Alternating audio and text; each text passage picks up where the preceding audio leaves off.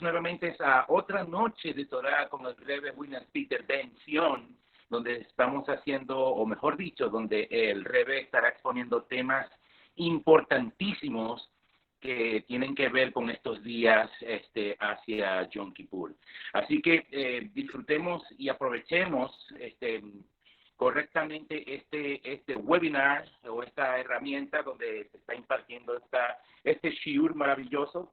Agradecemos a todas las personas pues que tengan sus micrófonos en off y sus videos en off para que la web o la interactividad pueda fluir de mejor. Bueno, Cajal, Besh Israel, Besh Venezuela, con ustedes el Rebbe William Peter Ben-Zion. Shalom para todos. Gracias, Carlos, por tu amable presentación. Bienvenidos todos a Noches de Torá. Y en esta segunda ocasión vamos a presentar un tema que ya deben tener en pantalla, que es el tema que nos atañe en estos días, de Techuvá, acercándonos pues al día de Yom Kippur, que se llama Yom Kippur, el significado y el poder del arrepentimiento, o Techuvá, como generalmente se dice. Ante todo, me gustaría comenzar compartiendo lo siguiente, ¿no? Que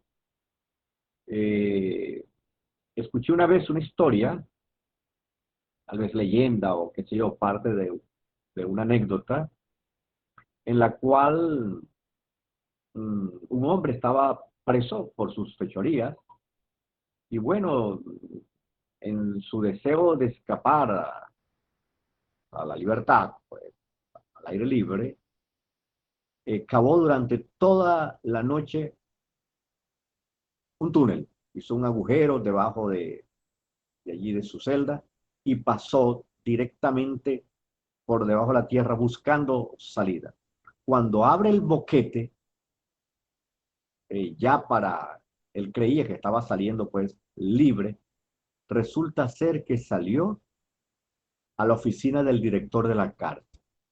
Cuando él sale abruptamente del boquete que había abierto y ve la cárcel, se queda sorprendido y obviamente el director de la cárcel también sorprendido, pero el prisionero le respondió con agilidad: no sabes cuántos deseos tenías de venir a verte.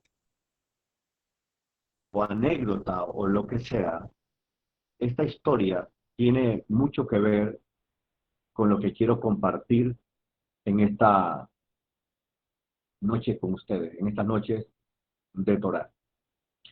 Ante todo, eh, quiero aclarar el término. Lo primero que debo hacer es una aclaratoria del término, porque generalmente se traduce como arrepentimiento, pero techuvá no significa arrepentimiento. Vamos a hacer esa aclaratoria, ¿no? La palabra en bíblica hebreo es shuvá, y significa más bien volver, retornar, pero además tiene el sentido como de darse la vuelta, como cuando alguien retorna, vuelve a largo camino para regresar a un lugar, ¿no?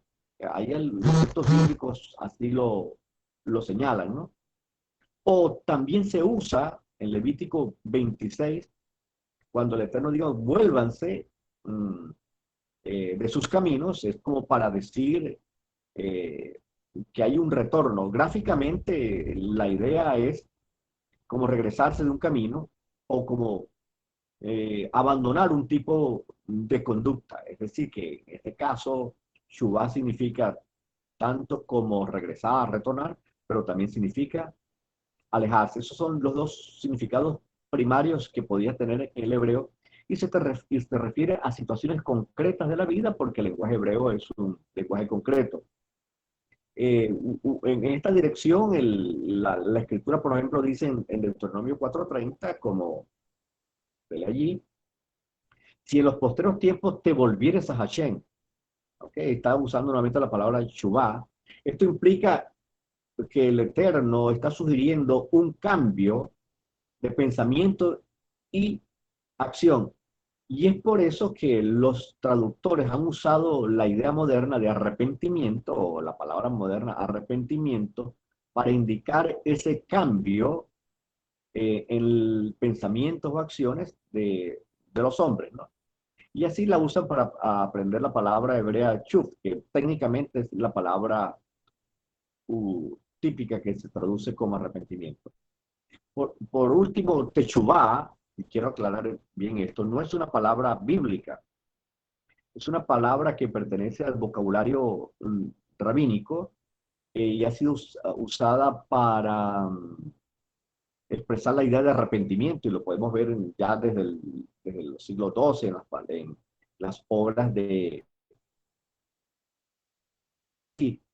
Pero en, en el lenguaje moderno significa simplemente respuesta. Pero de ahora en adelante vamos a usar la palabra techubá como si fuese la palabra hebrea bíblica, porque es la palabra que se utiliza en el argot, pues, rabínico, para indicar la idea de arrepentimiento, aunque sabemos que no la traduce completamente. Pero vamos a aclarar estas cosas a lo largo de esta disertación. Lo importante es que shuf o shuvah, que vamos a usar como la palabra de fondo, pero la que vamos a usar, este shuvah, significa alejarse o retornar o regresar, ¿no? De un camino, lo que sea, o cambiar de conducta. Es decir, volverse del tipo de conducta que uno puede estar siguiendo. Ahora, ¿qué vamos a hacer? Vamos a hacer tres cosas. En primer lugar, voy a exponer como base los principios fundamentales que guían a mi conversación con ustedes en esta noche. Lo segundo, lo que es Techubá según Maimónides.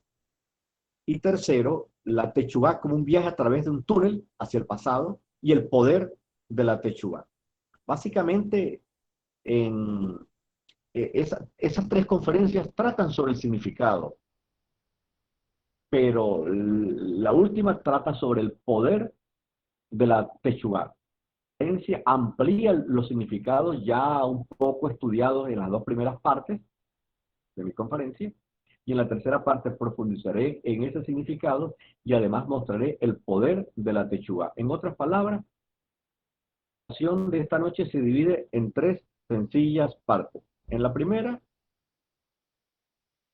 expondré los principios fundamentales. En la segunda, el significado de Techubá, según Maimónides, que es básicamente el que se usa en la literatura rabínica para explicar lo que es el arrepentimiento. Y tercero, pues utilizaré un midrash, una metáfora rabínica que hace utiliza como la Techubá como una metáfora, pues, de un túnel para explicar la Techubá. Bueno, vamos a entrar entonces en materia, ¿no?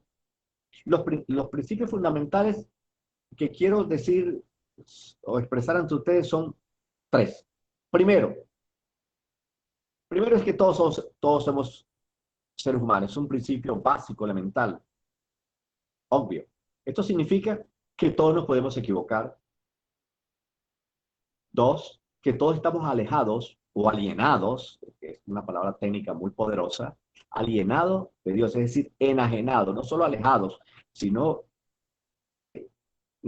separados en el sentido emocional más que físico. Es decir, es una distancia que implica un alejamiento en emociones, en pensamientos, en todo, ¿no? Eso es totalmente lo que significa alienación. Pero no solo eso, no solo eso lo dejaré entre paréntesis mientras tanto, de modo pues que la condición humana nos hace que estemos alejados de, del Eterno. El segundo principio es que el Eterno conoce nuestras debilidades y está dispuesto a ayudarnos. Eso es la buena noticia. La segunda buena noticia que contiene este principio es que Él ha establecido un día para juzgarnos. Eso es una mala noticia, conociendo nuestro expediente. Tercero, sin embargo, a pesar de nuestro expediente, Él en su gracia ha provisto los medios suficientes para vencer ese juicio. Y eso es una buena noticia. El tercer principio es que nosotros somos judíos. ¿Qué significa que nosotros somos judíos? Pablo, en el capítulo 3 del libro de Romanos, versículos 1 y 2, dice, ¿qué ventaja tiene pues el judío? Ahí está reconociendo en el propio Nuevo Testamento que el judío tiene una ventaja por sobre todas las otras naciones del mundo, sobre los otros pueblos del mundo. Y esta es la ventaja, que le ha sido concedida la revelación de la Torá.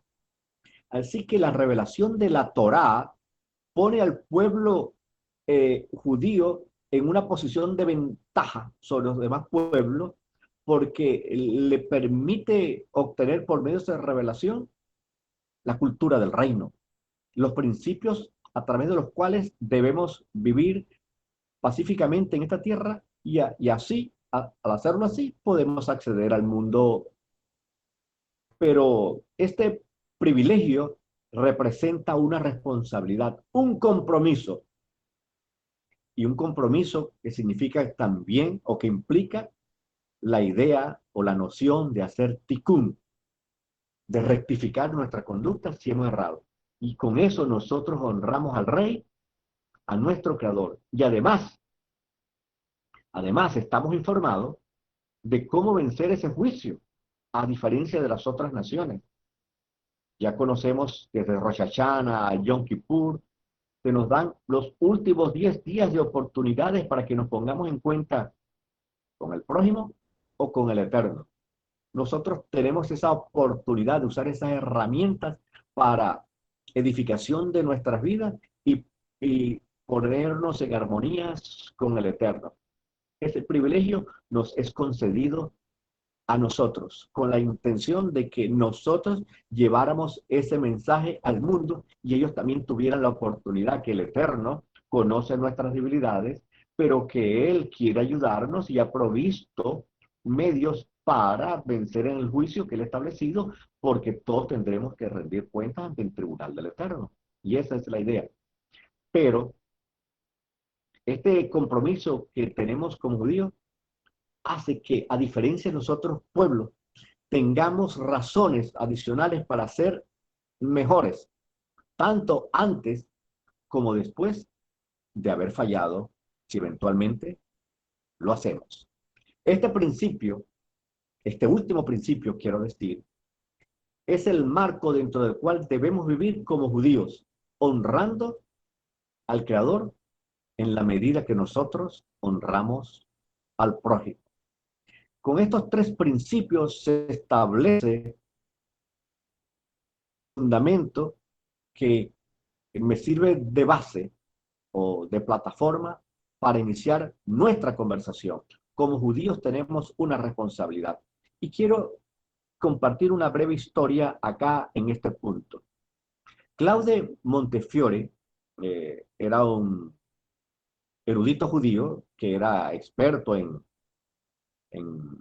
Biblia, las escrituras hebreas, experto también en literatura rabínica, y por si fuera poco, el hombre también se había hecho experto en el Nuevo Testamento y era un prominente intelectual que fomentaba las relaciones entre judíos y cristianos.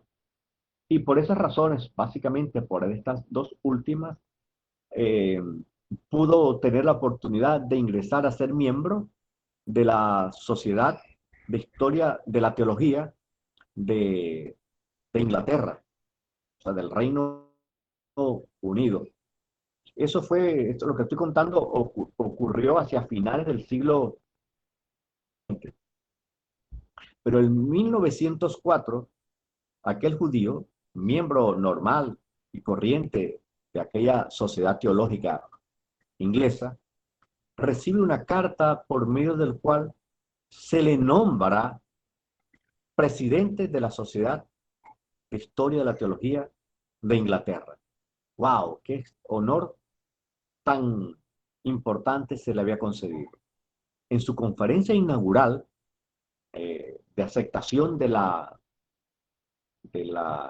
presidencia y, dirigiéndose al selecto público que allí estaba, él dijo que en un principio consideró que no tenía los méritos suficientes como para ser el presidente de,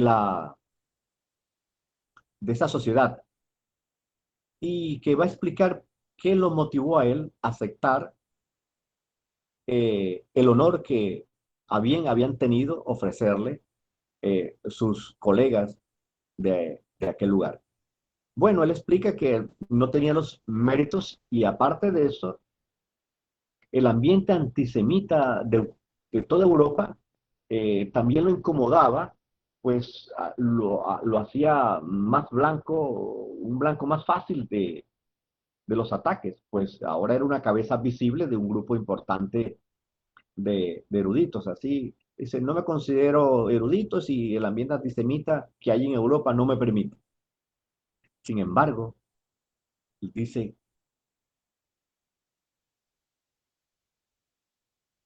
que se arrepintió que había tomado y decide tomar la presidencia de esa sociedad de eruditos. Hizo una reflexión. La reflexión fue la siguiente. Primero, yo soy judío y estoy orgulloso de ser judío. Segundo, el hecho de que hay un ambiente antisemita no debe intimidarme. Tercero, esta es una oportunidad que yo tengo, pues, para quedar bien como judío y dar buen testimonio de nuestro pueblo. Y con esas razones, él decide, pues, asumir el liderazgo, la presidencia de aquella sociedad. Y luego que dice que quiere asumir la presidencia, dice algo más. Y además, tomé la decisión de ser el presidente de esta honorable sociedad que en ninguna otra parte de Europa, ya que ustedes me están dando, y la voy a aprovechar, la voy a tomar. Y no solo eso, el tema de mi conferencia inaugural en la Sociedad de Historia de la Teología de Inglaterra es sobre el arrepentimiento. Es increíble. Y dio toda una conferencia sobre el arrepentimiento que algún día compartiré detalles con ustedes. ¿Por qué traigo a colación esta historia? Justamente por lo que acabo de hablar en el tercer principio, somos judíos y tenemos responsabilidades ante nuestras familias, ante la sociedad también, y debemos de asumirlo. Y hay un segundo detalle. En el Sidur de oraciones de Yom Kippur hay parte de, hay una porción que dice, hemos pecado por evadir responsabilidades. Es decir, allí estaba un pecado del cual nosotros recitamos en las oraciones de Yom Kippur. Él ha caído en cuenta que estaba cometiendo un error, una falta, estaba evadiendo una responsabilidad. Si él era judío y se sentía orgulloso que era judío, ¿por qué no asumirla? Y ese es el punto, mis hermanos. Como judíos tenemos una responsabilidad y debemos asumir esa responsabilidad para hacer Kiddush Hashem. Y si por alguna casualidad nos equivocamos ante el Eterno o ante el prójimo, nuestro deber es rectificar para honrar al Rey al cual le debemos la vida. Por lo que este hombre nos enseña una lección importante, el compromiso que tenemos. El compromiso, pues, es que nosotros debemos regir nuestra vida como judíos. Tenemos un compromiso de vivir diferente y de ser testimonio para otros en ese sentido. Podemos equivocarnos, somos humanos, pero alguien dijo por allí, bueno, rectificar es de sabio, pero si alguien tiene eh, cómo hacer la rectificación, es el judío. Y de eso trata la Teshuvá. Entonces, sigamos adelante y vamos a, a mencionar lo que eh, sería la ética de Yom Kippur. Esto es fundamental. Como judíos debemos entenderlo. ¿Qué debemos entender? En base al principio anterior de que somos judíos y tenemos responsabilidades con el Creador y especialmente con el prójimo, el, el Talmud Babli nos enseña, el Talmud Babli Yoma, que es el Talmud que se dedica a Yom Kippur, del hombre contra Dios en el día resuelve, se perdona, pero las transgresiones contra el prójimo, ese no es el día para pedir perdón. Antes debemos pedir perdón al prójimo y luego venir a Yom Kippur a pedir perdón. Esa es la ética. Tenemos una responsabilidad con el prójimo. No podemos aparecernos en Yom Kippur a pedir el perdón por nuestras faltas personales, sabiendo que tenemos cosas pendientes con el prójimo. Esa es la ética de Yom Kippur.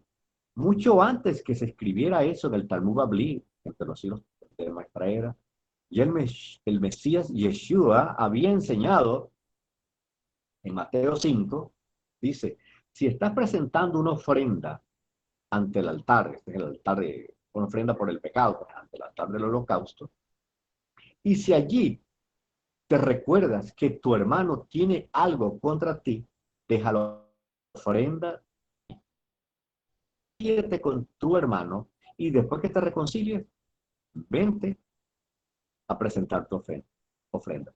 Esa es la idea de Yom Kippur. Durante todos estos días, incluso a lo largo del transcurso del año, pero especialmente en estos últimos 10 días, el Eterno te da el último chance para que arregles las cuentas con tu prójimo. De modo que entres a Yom Kippur listo y preparado, que ya tú hiciste los arreglos, pagar deudas, hacer compromisos si no las puedes pagar, restituir lo que has tomado indebidamente, pedir perdón, dar perdón también cuando si te lo piden, es decir, comportarse como un honorable judío, eso en primer lugar, y segundo, como una persona que cree en la Torá, que cree en la revelación, en el Mesías, y preparar su corazón pues para enfrentarse en el Eterno en estos días terribles de juicio. Es decir, esa es la ética.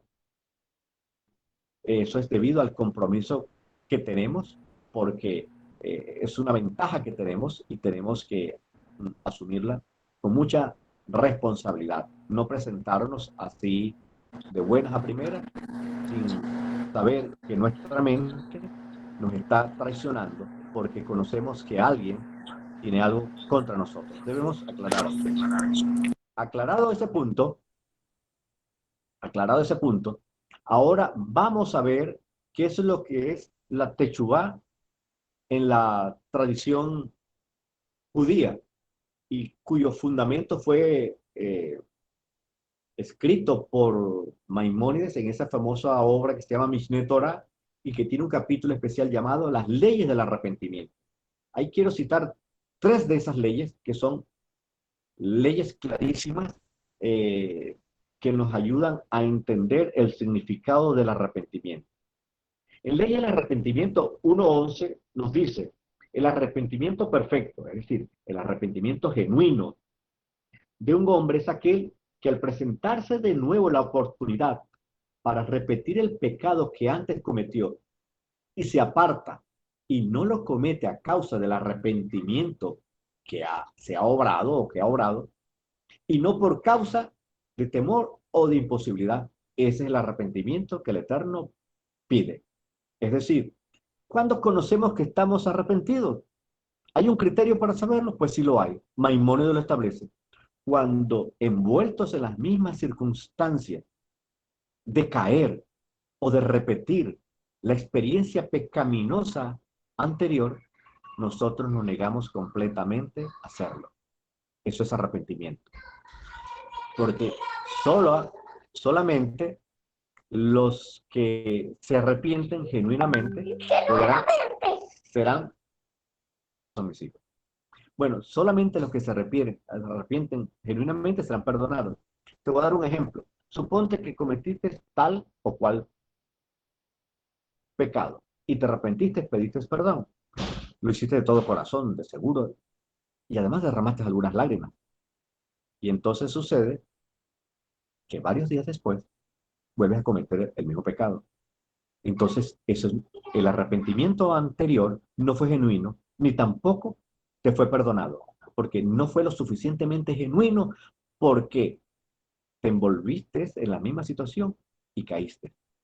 En otras palabras, no crean ese dicho que, bueno, si yo me arrepiento, perdón, si yo cometo un pecado, me arrepiento y el Eterno me perdona, y si vuelvo a caer, bueno, me vuelvo a arrepentir y el Eterno me vuelve a perdonar. No es así, está equivocado. Eso no es la manera tampoco ética de proceder ni de comerciar con el Eterno.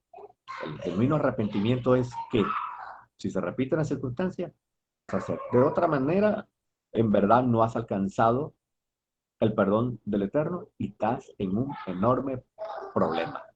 Segundo, en ley del arrepentimiento del capítulo 7, en la sección 3, dice, el arrepentimiento no solo tiene que ver con las acciones verbales, con agresiones verbales o físicas, robos, es decir, con acciones. El hombre, así como debe arrepentirse de esas faltas, también debe escrutar sus malos rasgos de carácter y arrepentirse de su cólera, envidia, frivolidad, codicia, por dinero, honor y orgullo. Esas faltas son más graves, las faltas de carácter son más graves que las faltas de acciones, porque cuando un hombre se hunde en ellas, esos rasgos de carácter, le es difícil apartarse. Por lo tanto, no solo debemos pedir perdón por lo que hemos hecho, sino también por lo que somos, por esos rasgos de carácter negativo que tenemos, un tipo irascible, que se enoja con facilidad. Hijo, qué lindo. Morena que tiene otro color. Quisiera la puerta para que ella, pero se escucha. Muy bien. Entonces, un carácter irascible, que se enoja, irritable de cada rato, o que es orgulloso, ninguno de esos rasgos negativos deben acompañar a un verdadero creyente y mucho menos a un verdadero judío.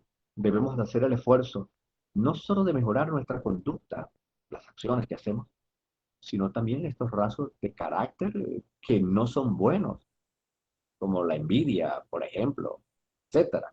Entonces, así que tenemos mucho que trabajar. Tenemos que hacer un trabajo en mejorar la conducta y mejorar nuestros aspectos negativos. Pero hay una tercera ley que quiero mencionar. El hombre arrepentido, y esta es una buena y bella noticia, el hombre arrepentido no debe pensar que a causa de su pecado está lejos del Eterno y que está lejos del grado que pueden alcanzar o han alcanzado los justos. No es así, dice Maimónides. El que se ha arrepentido es amado y grato para con el Eterno, como si nunca hubiese pecado. Y no solo eso, sino que su recompensa es muy alta. ¿Por qué es alta? Pues probó el gusto por el pecado y sin embargo se apartó de él, dominando su mala inclinación. Y esto es formidable. Esto es lo que pone a los justos en la misma delantera de los hombres. Es decir, el hombre que tiene el coraje de reconocer su error y arrepentirse de él, ese hombre es puesto a la delantera de los hombres, incluso es colocado a nivel de los justos, porque como dice la ley de Maimónides, o este pensamiento hermoso de Maimónides, es que probó el gusto por el pecado y a pesar de ello lo abandonó, lo dejó, se alejó de él y venció la mala inclinación. Esto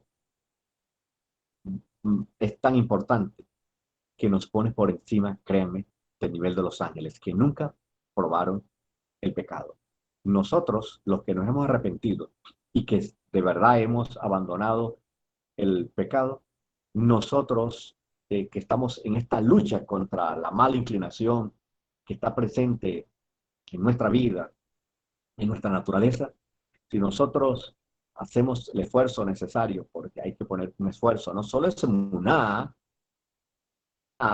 tiene como fruto un esfuerzo, entonces nosotros no tenemos que sentirnos menos y sentirnos amargados por la falta que hemos cometido. Si hemos sido perdonados, hemos sido liberados y amados por Dios y tenidos en alta estima. Eso es una buena noticia. Lo otro, entremos ahora a un asunto importante, tanto como el anterior, pero nos brinda más luces en cuanto al significado del arrepentimiento y ahora entramos en materia en cuanto a lo que es el poder de la techubá. ¿Cuál es la función de la techubá y qué consigue la techubá? Por ejemplo, a Rabino Jonah, un rabino de la Edad Media, principios de la Edad Media, escribió un libro hacia el 1200 que se llama Las Puertas. Escribió un libro llamado Teshuvá o Teshuvá, Las Puertas del Arrepentimiento, en el cual cita un midrash, que ya les voy a contar, y que hace una metáfora interesantísima y muy bella. El midrash dice así, que cita Rabí Yonah. Después de pasar muchos años en un calabozo medieval, algunos prisioneros planificaron un escape escapando para un túnel para escapar pues hacia la libertad. A la mañana siguiente, el guardia de la prisión llega y para su sorpresa ve que han excavado un túnel, pero la celda está vacía, a excepción que un prisionero se quedó en la misma. Y entonces cuando el guardia vio a aquel prisionero que se había quedado en la celda, comenzó a golpear al hombre y le dijo, gritándole, tonto, ¿por qué no te escapaste? ¿Qué nos quiere enseñar el Midrash con esta metáfora? He aquí la explicación. Al igual que el tonto prisionero se queda en la cárcel por no haber aprovechado el túnel, muchos de nosotros nos quedamos esclavizados, prisioneros de nuestros hábitos y comportamientos destructivos. Debemos aprovechar el túnel para escapar a la libertad. No quedarnos paralizados porque no podemos, yo soy así, este es mi modo de ser, así me comporto yo, no voy a cambiar. O esa es la manera del rebelde. El otro es que lo intenta, si no logra vencer y permanecer en los caminos del Eterno, es prisionero de sus hábitos. Hay un túnel, dicen los sabios. ¿Cómo escapar de estos hábitos que nos mantienen prisioneros? A través del túnel de la techubá. La techubá es un túnel. ¿En qué sentido es un túnel? Los sabios comparan a la techubá con un túnel por el hecho de que al viajar por un oscuro túnel, y atemorizante como lo que es, tal como le expresa el siguiente versículo, examinemos nuestros caminos y los analicemos y retornemos a Dios. Es decir, que ese túnel es una introspección que estamos haciendo. Y cuando Jeremías dice estas cosas, este autoexamen que nos hacemos es con la idea de que retornemos a Dios. Examínate, ¿ok? Y retorna al Eterno. Esas palabras las dijo después de que el templo se había destruido. Examinemos qué fue lo que hicimos. Arrepintámonos y volvamos al Eterno. Ese es el mensaje para aquella época, para los judíos de aquella época, responsables de aquella catástrofe y de aquella tragedia. Pero es un mensaje para nosotros. Tenemos que internarnos en el túnel de nuestras vidas, hacer la introspección. de eso. De eso mismo habla Pablo en cuanto a hacer un examen. En 1 Corintios 13:5, en 2 Corintios 13:5 dice, examinaos a vosotros mismos si si estáis en la fe. Es decir, nosotros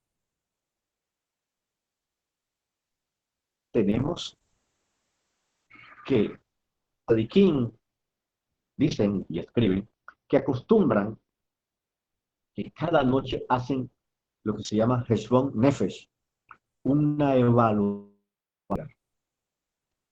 que ha transcurrido durante todo el día. Y antes de dormirse, analizan su vida, la examinan para, para acostarse en paz con el Eterno. ¿Qué hicieron? ¿Qué fallaron? ¿Qué misbah dejaron por cumplir?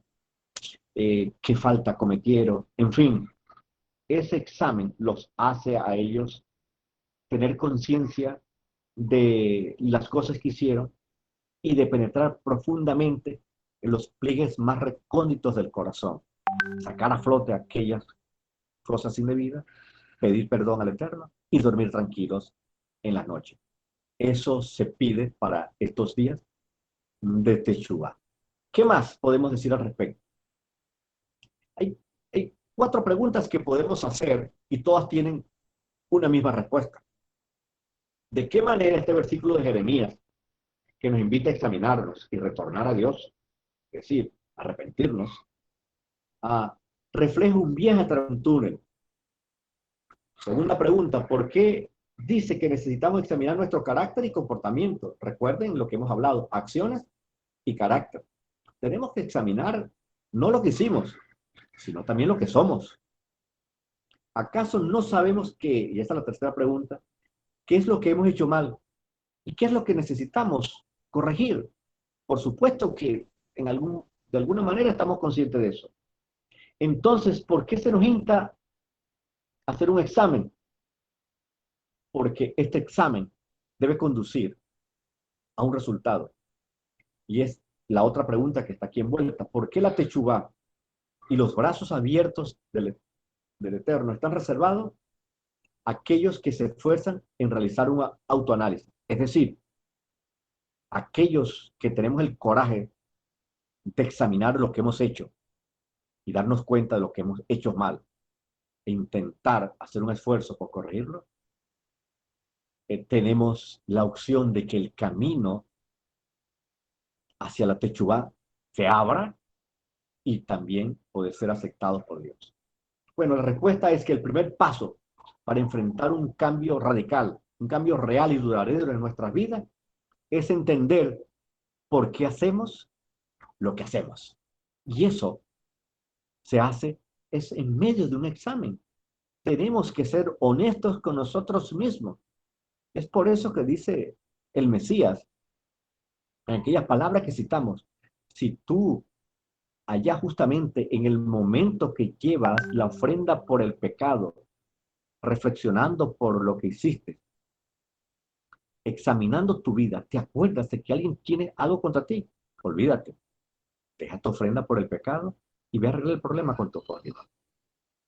Lo que está implicando la palabra es que, como suele pasar, y así debe ser, y así se hizo, cuando el hombre, antes de imponer las manos sobre la víctima, a fin de hacer la transferencia del pecado de manera ritual en la confesión de sus faltas, se anteponía previamente una reflexión sobre lo que había hecho para que luego pudiese confesarla. De modo que hay que examinarnos a nosotros mismos, penetrar a lo más interno, lo más oscuro de nuestro corazón, que no quede nada escondido, que la linterna de Dios, que la luz del Eterno nos ayude a iluminar cada rincón y sacar toda raíz, todo lo malo que ahí haya. La techubá, amados, es como ir a través de un túnel oscuro. ¿Por qué? ¿Y por qué lo hacemos? Porque es un medio a través del cual ingresamos a los oscuros recovecos de nuestra alma, de nuestros corazones, descubriendo, y eso es lo que tenemos que hacer, cuáles son las raíces que están motivando el comportamiento que tengo permanentemente. ¿Por qué estoy actuando así? ¿Por qué reacciono así? ¿Por qué soy tan irritable? ¿Por qué tengo esta conducta indebida, de envidia, de la Shon Hará? ¿Dónde está la raíz de todo esto? ¿Y cómo hago para sacar esa raíz que se ha instalado en mi vida? Así como el túnel para los prisioneros es el camino a la libertad, del mismo modo la techubá perfecta, es el camino hacia la liberación de nuestros hábitos. No es simplemente arrepentirnos por una cantidad de pecados particulares, es darle la espalda al pecado que nos mantiene prisioneros. Esta es la techubá salvífica. Me explico. Aquí debemos entender que hay dos clases de techubá. La techubá perfecta, la cual se refiere a un pecado o pecados particulares que en algún momento hayamos cometido. Y es perfecta, como dice Maimónides, o genuina, cuando no la repetimos. Pero hay una techubá liberadora. Es la techubá que cambia radicalmente el corazón. La techubá conduce al nuevo nacimiento, a la circuncisión del corazón. Y acá, y a partir de ese momento, el hombre recibe la ayuda y el auxilio de la Ruach HaKodesh para vencer el Yetzer Hará. Es decir, que muchos pueden ir a Yom Kippur o atravesar estos días y no han nacido de nuevo, no han experimentado la genuina techubá que cambia el corazón. Posiblemente se han arrepentido de uno que otro pecado, han mejorado su conducta, formado, como algunos dicen, pero no han sido transformados. Son buenos creyentes, muy educados, pero no hay cambio en el corazón de ellos. Entonces se convierten en religiosos de buena conducta como el hijo mayor de la parábola del hijo pródigo, que hacía todo bien, pero las misbot o las cosas que hacía, no lo hacían con alegría de vida, porque sabía que tenía que hacer esas cosas porque había que hacerlas, porque lo había sido ordenado por el Padre. Esa clase de vida de creyente no trae no solo alegría, sino que tampoco lleva a la salvación. De modo, pues, que aquí entendemos que hay dos clases de arrepentimiento. El arrepentimiento que lleva que es la techubá, o producido por la techubá, y el arrepentimiento, la techubá completa, quiero decir, y el arrepentimiento, pues, de Dios genuinamente de uno u otro pecado. Pero el que produce el viraje definitivo en nuestras vidas es la techubá salvífica, por llamarla en- de, de algún modo. Así que posiblemente te acercas a estos días y tu vida ya ha experimentado el hecho de haber pasado por el túnel y ha salido a la libertad.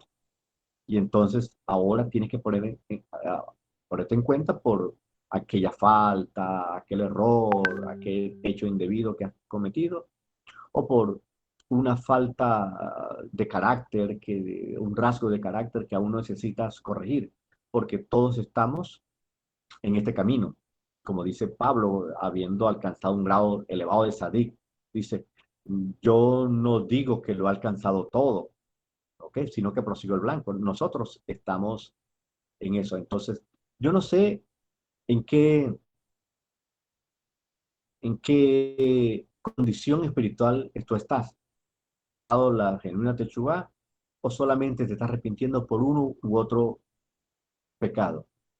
Sea cual sea el caso, si es el primero y es más preocupante, debes hacer un examen como te invita Jeremías.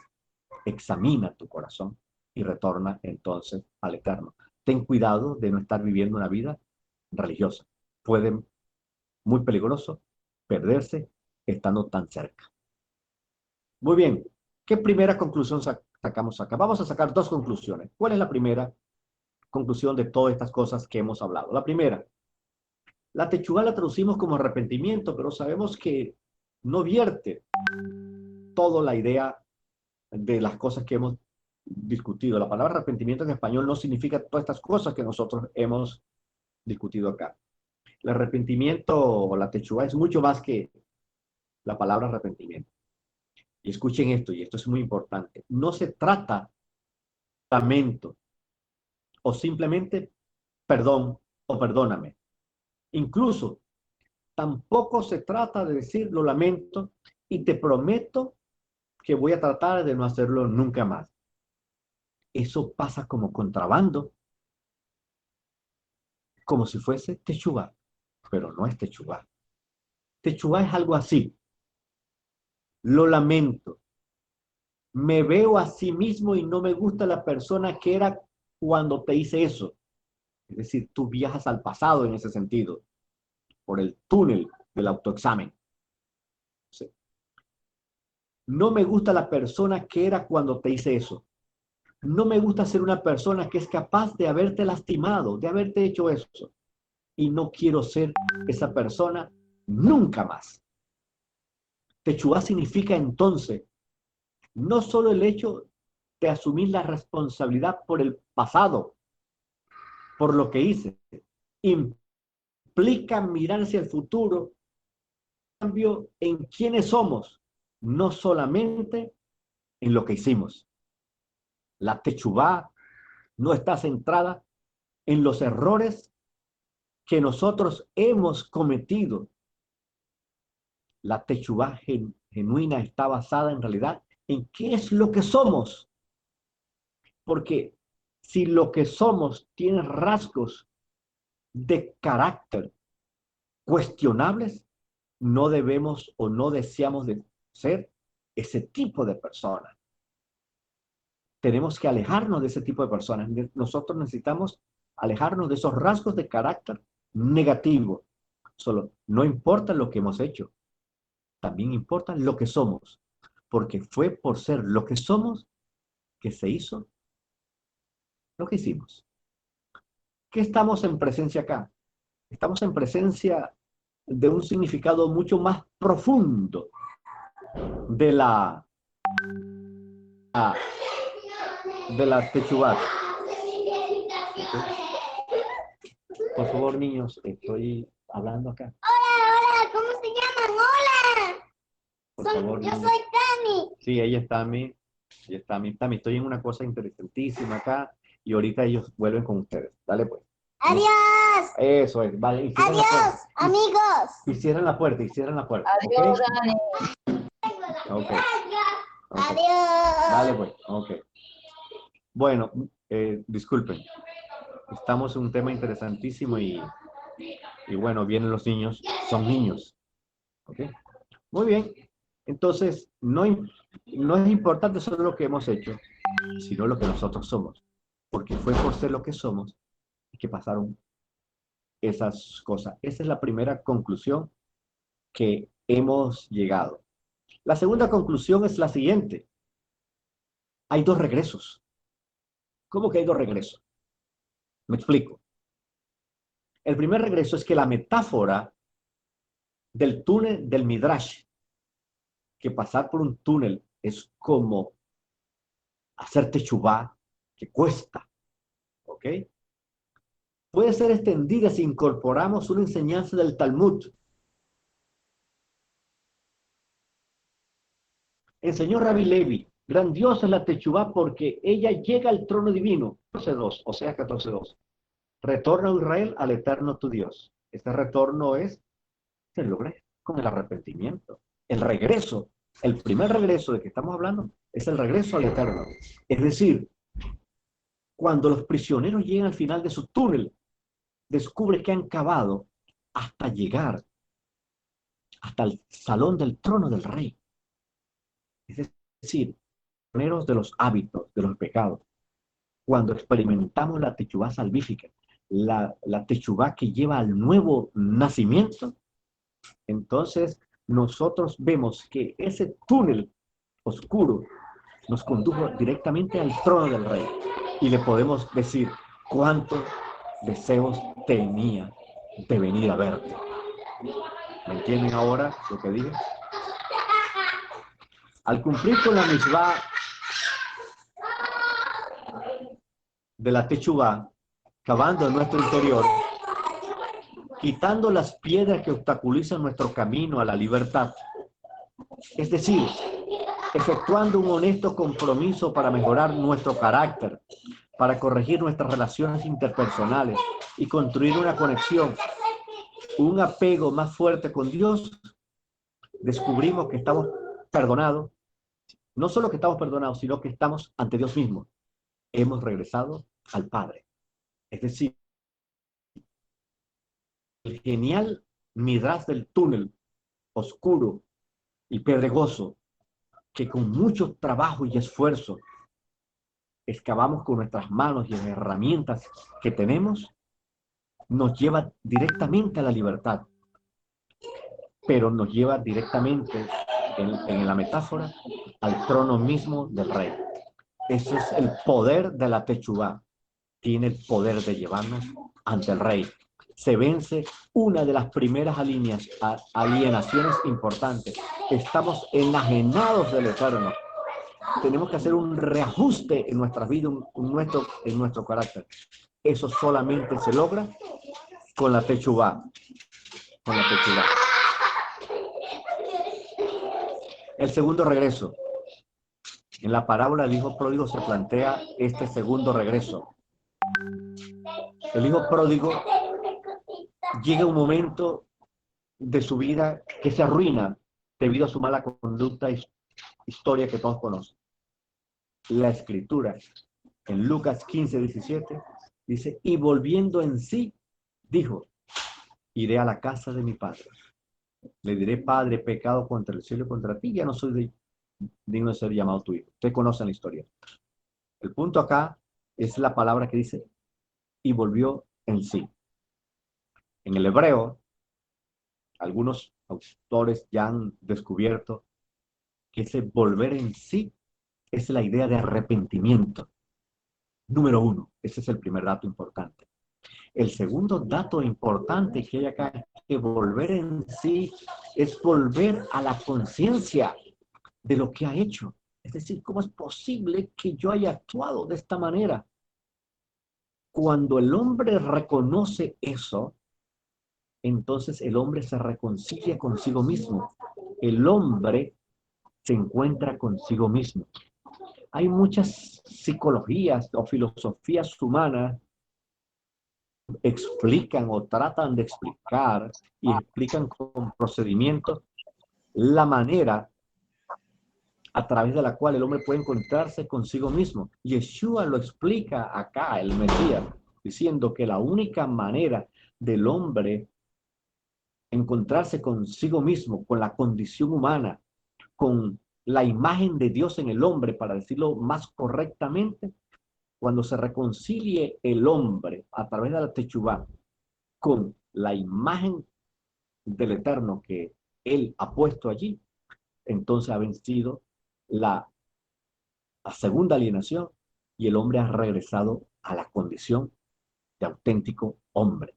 Es decir, reconciliándose con las potencialidades y las bondades que el Eterno también puso en su corazón. Así, por lo tanto, la Techuvá nos da la oportunidad de llegar al trono de la gloria, al trono del Padre, reconciliarnos con el Padre. Es el primer regreso, el regreso al Padre, pródigo, el regreso al Padre. El regreso al Padre fue precedido por un regreso a sí mismo. El hombre recupera su condición de hombre. Y luego, cuando regresa al Padre, el Padre lo convierte en un príncipe en su casa. Ese es el poder de la Techuvá. El poder de la Techuvá consiste en hacer de los prisioneros del pecado príncipe del cielo. Ese es el significado y el poder de la Techuvá. De prisioneros a príncipes del Rey. Que el Eterno bendiga su palabra y envíe pronto al Mesías y en nuestros días y digan amén. Muchísimas gracias.